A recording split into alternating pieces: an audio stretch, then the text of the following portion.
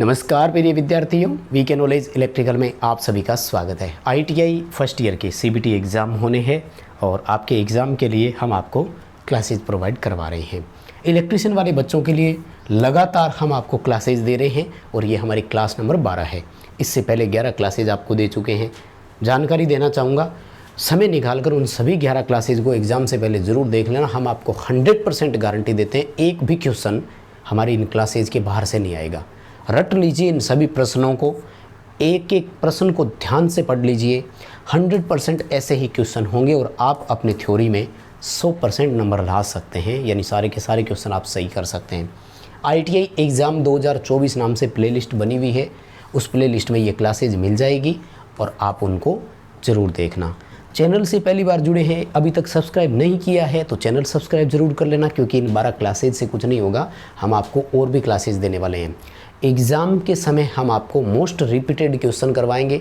हम आपके एग्ज़ाम को वर्ष 2021, 22, 23 पिछले 3 साल से लगातार फॉलो कर रहे हैं सीबीटी एग्ज़ाम में। तो जो जो क्वेश्चन ज़्यादा बार रिपीट हुआ है उनकी क्लासेज एग्ज़ाम के नज़दीक देंगे आपको। सो चैनल सब्सक्राइब करके रखिएगा ताकि वो क्लासेज जब भी होगी तो आपको उसका अपडेट मिल जाए। एक जानकारी और देना चाहूँगा, इस वीडियो के डिस्क्रिप्शन में लिंक है, हमारा ऐप डाउनलोड कर लो। ऐप में आपके आईटीआई फर्स्ट ईयर के फ्री टेस्ट भी अवेलेबल है और पेड टेस्ट सीरीज़ भी अवेलेबल है, 100-150 रुपये की होगी, आप उसको भी ज्वाइन कर सकते हैं।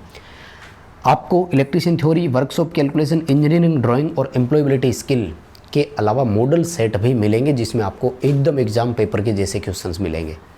सो आप उसको ज्वाइन कर सकते हैं, डिस्क्रिप्शन में लिंक है, ऐप डाउनलोड कर लो। पेड वाली ज्वाइन करो तो ठीक, नहीं तो फ्री वाले टेस्ट तो अटेंड कर ही सकते हो। तो ऐप डाउनलोड कर लो, डिस्क्रिप्शन में लिंक है। और हाँ, चैनल सब्सक्राइब ज़रूर कर लेना। अगर आपने चैनल सब्सक्राइब नहीं किया हुआ है तो पहला काम करेंगे, चैनल सब्सक्राइब करेंगे।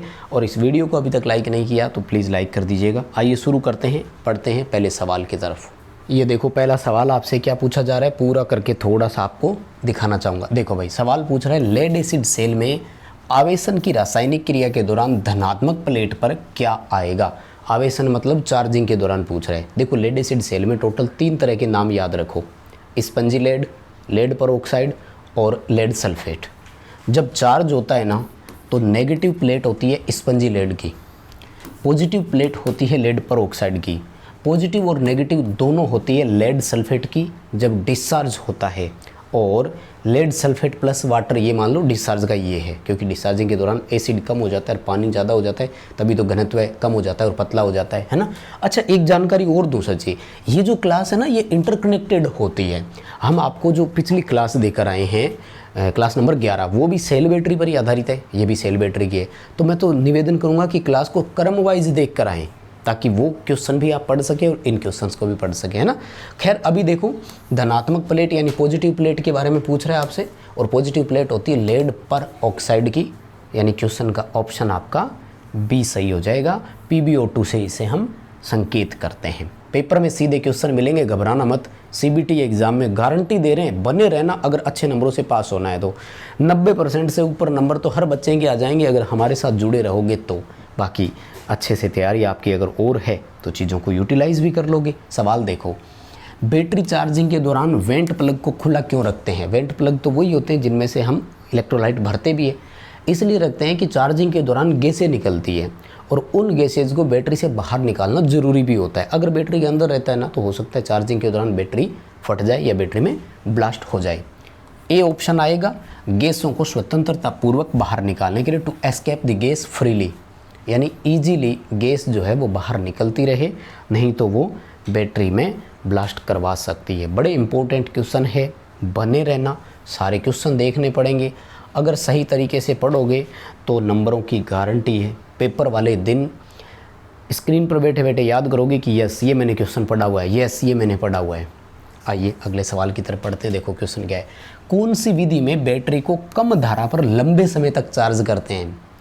देखो, इसका इंग्लिश में तो नाम होता है ट्रिकल चार्ज, इसने तो हिंदी में भी ट्रिकल ही लिखा है, लेकिन वास्तविक हिंदी जो होती है ना वो है बिंदुस आवेश। चार्ज को आवेश बोलते हैं, ट्रिकल को बिंदुस बोलते हैं, तो ट्रिकल चार्ज आएगा। देखो, रेक्टिफायर मेथड इसमें कुछ है नहीं, कांस्टेंट करंट कांस्टेंट वोल्टेज वो एक अलग मेथड है। ट्रिकल चार्जिंग का जस्ट अपोजिट एक और होता है, आगे क्वेश्चन आए तो बताऊंगा, नहीं जरूरी नहीं है। कम समय में अधिक धारा पर, यानी अधिक धारा पर कम समय, मतलब ये वाली लैंग्वेज अगर आ जाती, पहले तो सुन लो, इस क्वेश्चन का आंसर तो आपका क्या है, बी उत्तर है, ट्रिकल चार्जिंग करनी है।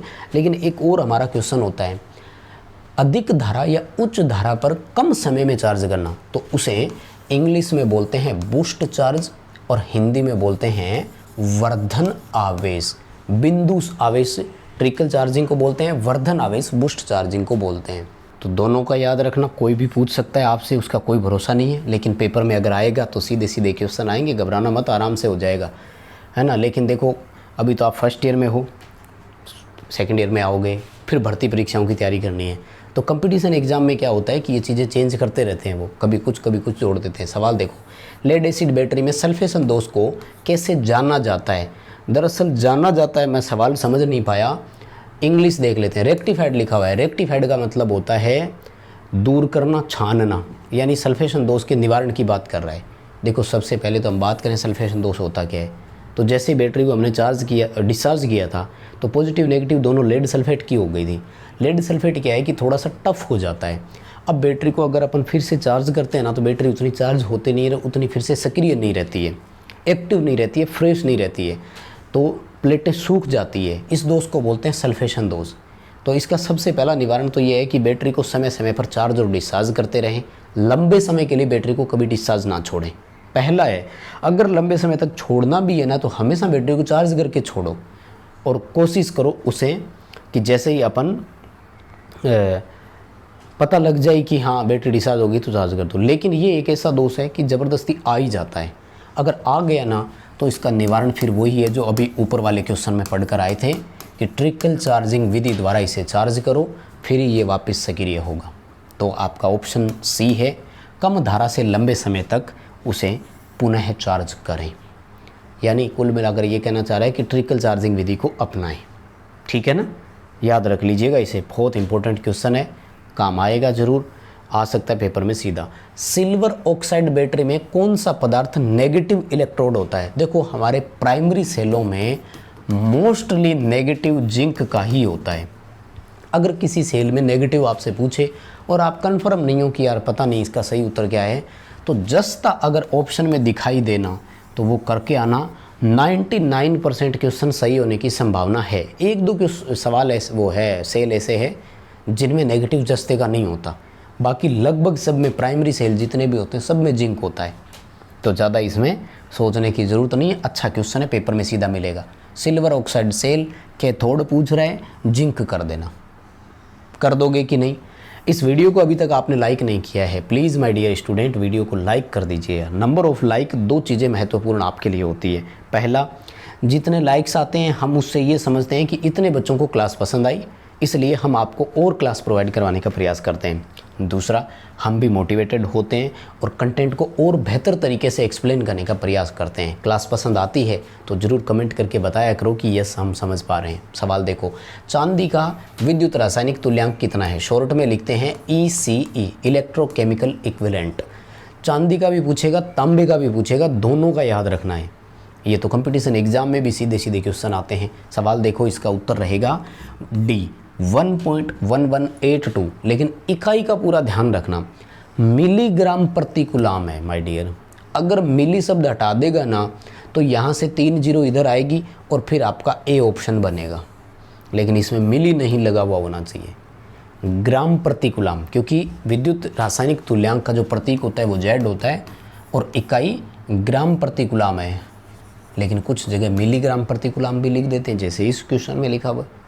तो ये आपको यूनिटों का भी साथ में ध्यान रखना है, ठीक है ना। डी ऑप्शन करना। हालांकि सीबीटी एग्जाम में तो सीधे ऑप्शन आएंगे, इसलिए रट ही लो आप तो 1.1182 मिलीग्राम प्रति कूलाम। ऑप्शन भी चेंज करेगा नहीं वो आपके लिए, है ना। मैं तो ये अच्छी चीज़ मानता हूँ कि वो बच्चों को ज़्यादा कंफ्यूज करता नहीं है। कंपटीशन एग्जाम वाला तो कर देता है, कभी कोई इकाई लिख देगा, कभी कौन सी इकाई लिख देगा। सवाल देखो, लेड एसिड सेल में डिस्चार्जिंग रासायनिक क्रिया के दौरान ऋणात्मक प्लेट पर क्या आएगा। अब देखो फिर वापस आ गया क्वेश्चन। तो हमने एक सवाल पढ़ लिया था शुरू में जिस पर सारी चर्चाएं हो गई थी, इस बार दो बातें पूछ रहा है। नेगेटिव प्लेट पर पूछ रहा है और निरावेशन का पूछ रहा है। निरावेशन को इंग्लिश में बोलते हैं discharge. During discharge negative plate, तो डिस्चार्ज के दौरान नेगेटिव हो या पॉजिटिव लेड सल्फेट की ही बनती है, PbSO4 बोलते हैं। और बता दूं, स्पंजी लेड चार्जिंग में नेगेटिव, लेड पर ऑक्साइड चार्जिंग में पॉजिटिव, लेड सल्फेट डिस्चार्जिंग में पॉजिटिव और नेगेटिव। क्वेश्चन के चारों ऑप्शन वो के वही है, क्वेश्चन बदला हुआ है। यहाँ कंफ्यूज हो सकते हो और मार खा सकते हो, पढ़ लेना ध्यान से, क्योंकि एक एक क्वेश्चन आपके लिए इम्पोर्टेंट है। नेगेटिव प्लेट पूछ रहा है, डिस्चार्जिंग में पूछ रहा है। अगर नेगेटिव प्लेट हो और चार्जिंग का होता, अगर निरावेशन और आवेशन शब्द में कंफ्यूज हो जाओ तो इंग्लिश पढ़ लेना, पेपर हिंदी इंग्लिश दोनों में होगा। ये देखो डिस्चार्ज लिखा हुआ है, अगर चार्जिंग में नेगेटिव प्लेट होती ना तो ए उत्तर आता। ये डिस्चार्जिंग में नेगेटिव प्लेट पूछ रहा है, इसलिए आपका सी उत्तर है। पॉइंट क्लियर हो रहा है कि नहीं हो रहा है? पॉइंट क्लियर हो रहा है कि नहीं हो रहा है? नेगेटिव जब चार्ज, पॉजिटिव जब चार्ज, नेगेटिव प्लस पॉजिटिव जब डिस्चार्ज हो रहा हो। 3 तरीके की चीज़ें याद रख लो माय डियर, कभी गलत नहीं होगा, पेपर में पास हो जाओगे। अच्छे से सवाल देखो। लेड एसिड बैटरी में विभाजक का उद्देश्य क्या है? विभाजक को इंग्लिश में डाइवर्टर बोलते हैं, डाइवर्टर की जगह या डिवाइडर बोल दो, लेकिन हम इसे इंग्लिश में सेपरेटर बोलते हैं, ठीक है ना। किसका होता है ये? लेदर पेपर हो सकता है, लकड़ी का भी हो सकता है, सेल्यूलोज को भी हो सकता है, किसी का भी हो। प्लस और माइनस दोनों प्लेटों के बीच में रखते हैं। सिंपल सी बात है, दोनों प्लेटों को शॉर्ट सर्किट से प्रोटेक्ट करता है ये, प्लस और माइनस के बीच में सेपरेशन का काम करता है क्या कहीं? एग्जैक्ट ऑप्शन बताओ कहाँ है? ये रहा। To avoid short between positive and negative plate, धनात्मक और ऋणात्मक प्लेटों के बीच लघु पथन को रोकना, ठीक है। दोनों प्लेटें आपस में शॉर्ट ना हो जाए, उसको रोकने के लिए होता है। आइए माय डियर अगला सवाल, शायद ये तो कल वाली क्लास में भी हमारी चर्चा हो चुकी थी। देखो दोनों क्लासेज इंटरकनेक्टेड है, एक साथ पढ़ोगे तो ज़्यादा सीखोगे, बाकी आपकी मर्जी है। क्वेश्चन जो भी पढ़ो ना, कोई भी क्लास अचानक उठाकर देख लो कोई बात नहीं, लेकिन उस क्लास के जितने क्वेश्चन देखो उस क्वेश्चन के एक एक आंसर को अच्छे से देख लेना, गलतियां नहीं होगी। सवाल, लेड एसिड बैटरी में विशिष्ट घनत्व नापने के लिए किसका इस्तेमाल करते हैं? तो माय डियर इसके लिए हाइड्रोमीटर होता है, बात हो ही चुकी है। विशिष्ट घनत्व के मान से हम चार्जिंग का लेवल पता करते हैं। क्या करते हैं? चार्जिंग लेवल डिसाइड किया जाता है, half charge, discharge, full charge कितना कितना होता है। बेरोमीटर है, अभी आपको शायद ज़रूरत नहीं है लेकिन बता देता हूँ, वैसे दाब नापने के काम आता है। एनीमामीटर एक विशेष प्रकार का मीटर है जो क्रूशल है, एयर स्पीड और एरो उसमें काम में लेते हैं। और high rate discharge cell tester, ये बैटरी की चार्जिंग कंडीशन नापने के काम आता है। ये वोल्टेज नाप करके हमें बताता है, ये स्पेसिफिक ग्रेविटी नहीं नापता इलेक्ट्रोलाइट की। नो डाउट क्वेश्चन आपका सही होगा, आप भी करके आएंगे पेपर में। हाइड्रोमीटर करना है, 100% सही होगा। हाँ, पेपर में क्वेश्चन होगा, ये मैं गारंटी देता हूँ, ये तो पक्का आएगा ही आएगा। अच्छा, एक ही डायग्राम वाले जितने भी क्वेश्चन हैं, एक भी क्वेश्चन नहीं छोड़ना है, जितने भी डायग्राम हो। सवाल पूछ रहा है कि आपको एक इन्वर्टर सर्किट दिखाया गया है और इस इन्वर्टर का नाम क्या है। माय डियर एक चीज़ आपको पकड़नी पड़ेगी। देखो इन्वर्टर सर्किट में ये देखो, ये एक विशेष प्रकार का SCR लगा रखा है, एनोड कैथोड, और ये गेट नाम का टर्मिनल होता है, यहाँ से लगा है, इसलिए बस इसको जो नाम दिया है ना वो भी SCR ही नाम दिया है। SCR यूज्ड इन्वर्टर, यानी एक ऐसा इन्वर्टर जिसमें SCR का इस्तेमाल किया गया है। डायग्राम वाले एक एक क्वेश्चन को पढ़ लेना, सीधे क्वेश्चन आते हैं, एग्जैक्ट डायग्राम उठा करके देते हैं।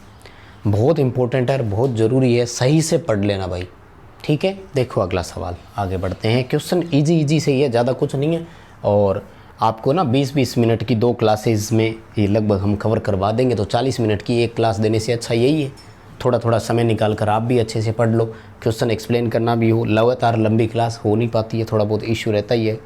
आगे देखो, लेड एसिड बैटरी में बकलिंग दोष का कारण क्या है ना। देखो बकलिंग दोष, बकल का मतलब होता है मुड़ना, प्लेटें मुड़ जाना। दरअसल हमारी बैटरी की चार्जिंग और डिस्चार्जिंग दोनों करंट फिक्स है। आप एक लेवल से ज़्यादा बैटरी को अचानक डिस्चार्ज नहीं कर सकते, एक रेटेड करंट से ज़्यादा करंट पर आप बैटरी को चार्ज भी नहीं कर सकते। चार्जिंग करंट भी फिक्स है। Generally charging current AH capacity का 10वां हिस्सा रखते हैं हम, और डिस्चार्ज के लिए भी जो वैल्यूएशन आती है वो वैसे रेटेड करंट के अकॉर्डिंग होती है। तो हमें ये ध्यान रखना होता है। तो बैटरी को ना तो हमें हेवी चार्ज करना है और ना ही हेवी डिस्चार्ज करना होता है। अब ये तो कह रहा है कि किसके कारण से होता है, यानी मतलब क्या प्रभाव पड़ता है अगर बकलिंग दोष आएगा। तो बक्कल शब्द का मतलब मुड़ना होता है, ये रहा बेंडिंग ऑफ द इलेक्ट्रोड आ जाएगा। अब आपको मैं बताऊं, शायद इस प्रीवियस क्लास का पहला ही क्वेश्चन था या तो पता नहीं दूसरा क्वेश्चन था कि bending of electrode secondary cell का ये कौन सा दोष है, प्लेटों का मुड़ जाना। मुड़ने को इंग्लिश में बक्कल बोलते हैं, बकलिंग दोष था। कारण अगर कोई आपसे पूछे ना, तब क्या बताना है, इंग्लिश में लिखते हैं हेवी चार्ज और डिस्चार्ज। इंग्लिश में क्या लिखोगे, इंग्लिश में क्या लिखोगे, हेवी चार्ज और डिस्चार्ज। हिंदी में क्या बताओगे, भारी आवेशन और निरावेशन। ये बकलिंग दोष का कारण है जो कि हमें बताता है कि आपको ऐसा नहीं करना है, ठीक है ना। अगला सवाल देखो, परिपथ का कुल निर्गत वोल्टेज कितनी है। आउटपुट वोल्टेज पूछ रहा है। माय डियर, सवाल में गलती है, दो उत्तर है। हकीकत में क्या उत्तर आएगा वो अलग है, लेकिन इन्होंने दिया है आंसर की में वो अलग है, और आपको मैं बता दूं कि करना कौन सा है। तो पहले तो मैं आपको बताता हूं, 3 सेल सीरीज में जुड़े हुए हैं। आप ध्यान से देखो, बीच वाला सेल उल्टा जुड़ा हुआ है। कल वाली क्लास में हमने चर्चा की थी कि अगर सीरीज में एक सेल उल्टा जुड़ता है तो वो एक सीधे सेल को और ख़राब कर देता है। बताओ बात याद आई कि नहीं आई, आ गई ना। ये उल्टा जुड़ा हुआ था, ये सीधे को और ख़राब कर देगा। परिपथ में केवल 1.5 वोल्ट ही शेष बचेगी। सवाल समझ में आ गया ना। अब हकीकत उत्तर तो ये है, लेकिन इन्होंने क्या माना है, इस सेल को उल्टा माना ही नहीं, और इन्होंने इसका आंसर 4.5 वोल्ट दिया है, यानी तीनों के तीनों सेल सही जुड़े हुए हैं ये मान लिया, क्योंकि सीरीज में वोल्टेज बढ़ती है। 1 + 2 + 3 तीनों की वोल्टेज को जोड़ लिया, या 1.5 × 3 कर दिया। सेलों को सीरीज में जोड़ने से वोल्टेज बढ़ती है, ये तो सबको पता है। समांतर में वोल्टेज समान रहती है, ये भी हमें पता है। यहाँ एक गलती इनकी थी, तो मैं बताता हूँ। देखो, जब भर्ती परीक्षाओं में सवाल आता है तब क्या करना होता है, वो वास्तविक आंसर तो देखो इसका ये है, लेकिन इन्होंने आंसर की में ये दिया है। अब आपको कौन सा करना है वो बता रहा हूँ मैं, ध्यान से सुनिएगा माय डियर। आपके सीबीटी एग्ज़ाम में वो उत्तर सही माना जाता है जो निम्मी सही मानता है। इसलिए आपको अगर नंबर लेना है तो ये उत्तर करके आना, इसी आंसर में नंबर मिलने की संभावना है। समझ रहे हैं आप, क्योंकि सीबीटी एग्ज़ाम है, पहले से चीज़ें सेट होती है। उसमें किसी का दिमाग काम भी कर रहा हो ना, एग्जामिनर का जो जांच कर रहा है कि यार इसका उत्तर तो 1.5 है, फिर भी नंबर आपको 4.5 करने से ही मिलेगा। इसलिए यही करके आना, और जो चीज़ें हैं वो आपके सामने है। देखो, अपन पहले भी बात कर चुके हैं।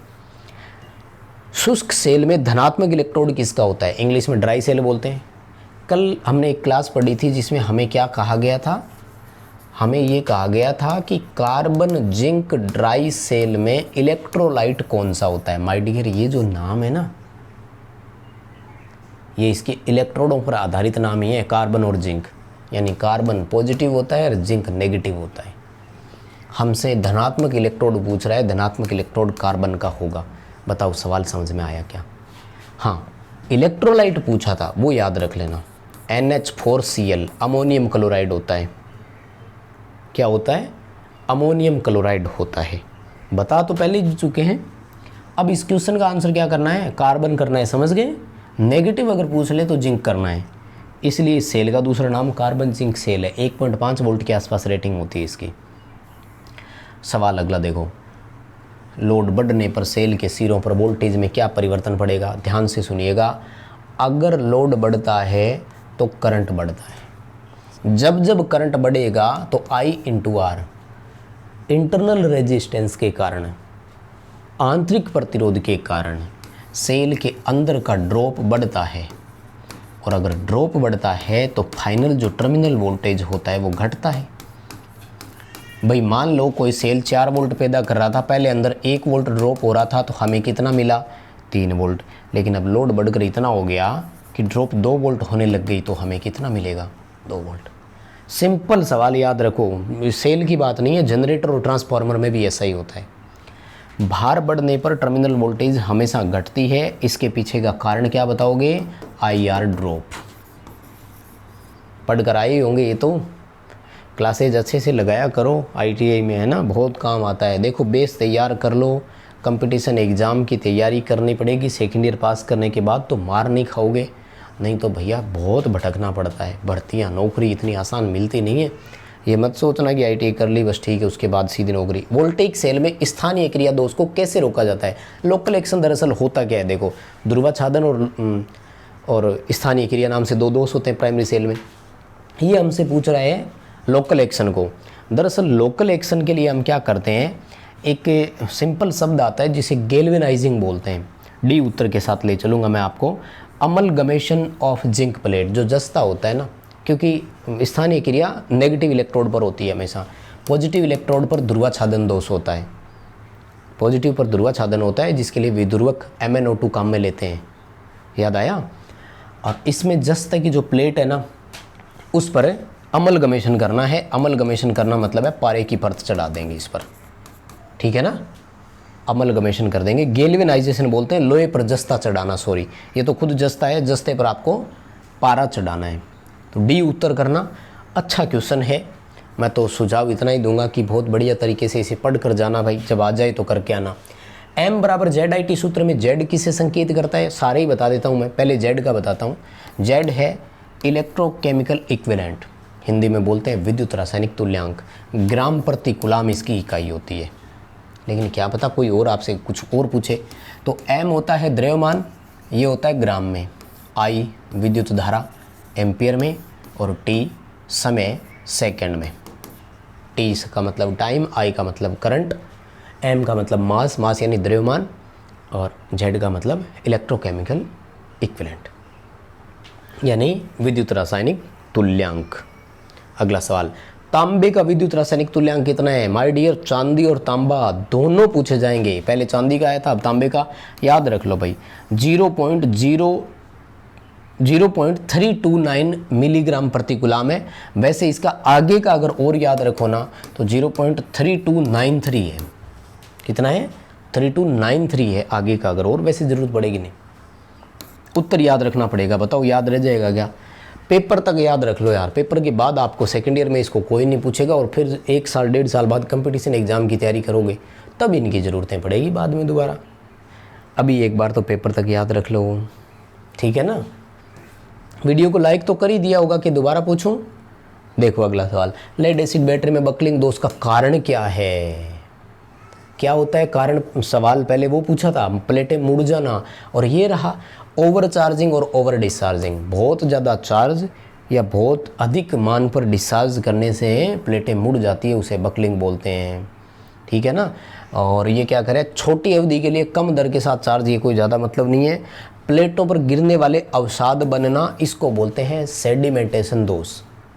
शुद्ध हिंदी में बोलते हैं तलछट, इंग्लिश में बोलते हैं सेडिमेंटेशन। और लंबे समय तक निरावेशित स्थिति में रखना, इसमें सल्फेशन दोष आता है।